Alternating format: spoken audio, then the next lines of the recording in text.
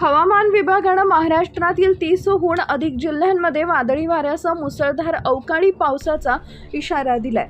उत्तर महाराष्ट्र, पश्चिम महाराष्ट्र आणि मराठवाड्यातील अनेक जिल्ह्यांना गारपिटीचा ऑरेंज अलर्ट देण्यात आलाय।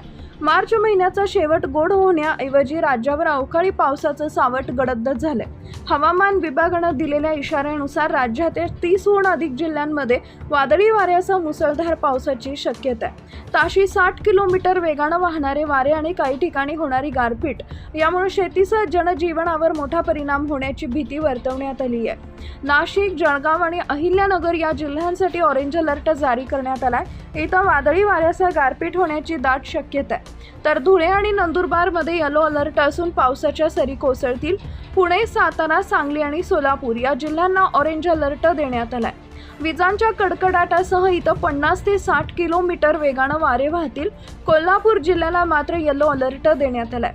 छत्रपती संभाजीनगर, जालना, परभणी, बीड आणि हिंगोली या 5 जिल्ह्यांना ऑरेंज अलर्ट असून इथं पावसाचा जोर अधिक असेल। लातूर, धाराशिव आणि नांदेडमध्ये येलो अलर्ट असून विजांचा धोका कायम आहे। मुंबई आणि पालघरमध्ये हलक्या पावसाची शक्यता असली तरी ठाणे, रायगड, रत्नागिरी आणि सिंधुदुर्ग या पट्ट्याला येलो अलर्ट देण्यात आलाय। समुद्रकिनाऱ्यालगत वाऱ्याचा वेग जास्त राहू शकतो।